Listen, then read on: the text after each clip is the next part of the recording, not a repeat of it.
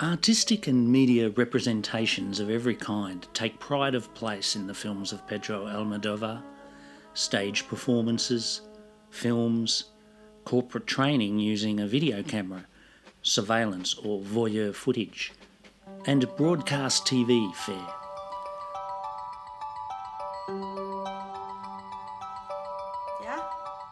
Sometimes audiences are watching these representations in finished form, and sometimes they are in the process of being made.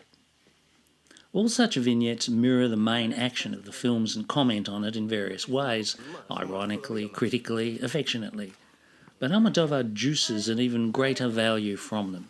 He generates a plot from their gradually knit or unfolded interconnection as the years of the story go by and the pieces fall into place.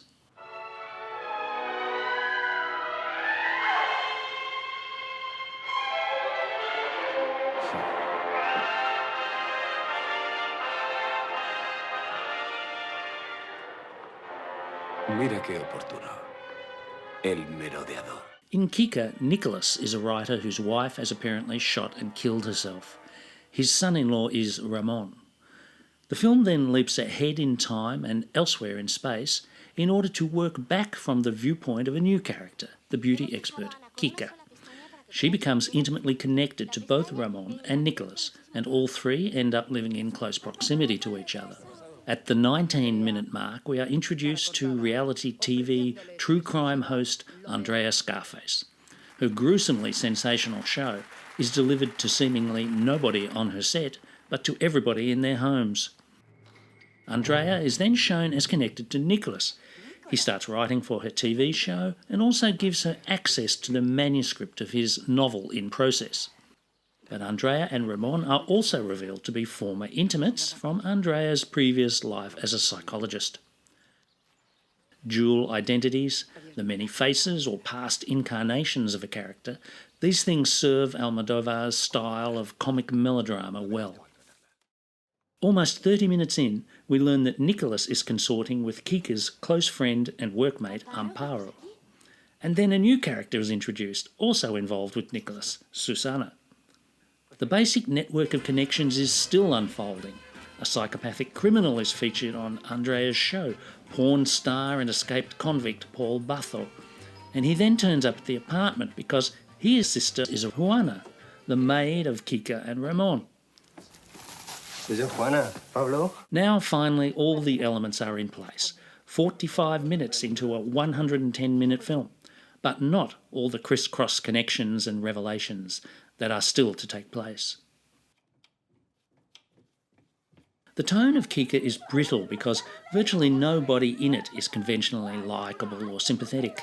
The film expresses a level of satirical anger that is rare in his cinema. It went against the grain of the sentimental streak in his work, while pushing his outrageous incorrectness to its extreme. The Flower of My Secret took another path. This story centres on another writer, Leo, and another dual identity because she writes romance fiction under a pseudonym and serious work under a different fake name. Like Almodóvar's own scripts, Leo's writing is shown to emerge from reading, note-taking, appropriations and reworkings of previous phrases by others. All this writing is dependent on various social situations and institutions that bring it into the world and disperse it in sometimes contested, compromised or duplicitous forms. Institutions like a newspaper and a publishing house.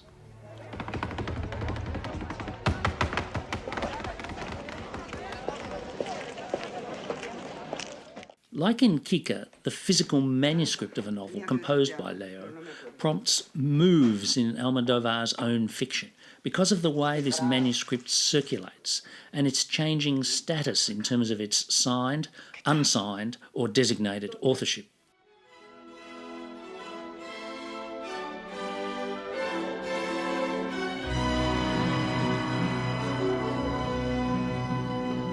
Almodóvar's films simultaneously fly forward and go backward, with narrated flashbacks presented as anecdotes and reprises of events revealing new information.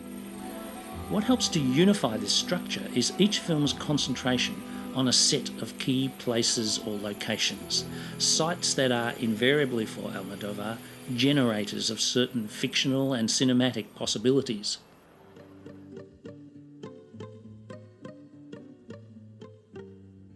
In Kika, there's the 2 levels of Ramon's apartment, with the packed contents being sent down on ropes, and the secret voyeur's video camera that wanders between floors. And also in Kika, the family home named Yukali, abandoned and disputed after the opening scene, a site of secrets and horrors.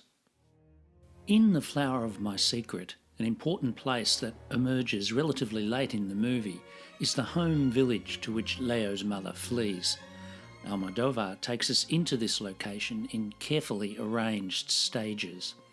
Having heard it being spoken about throughout the film, finally we are on the road that leads to it.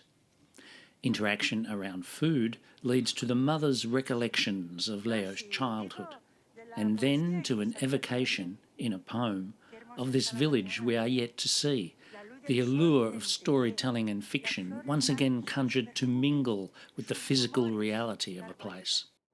De rama en rama cantando sin cesar revolotean los alegres pajarillos cuyos trinos me embelesan.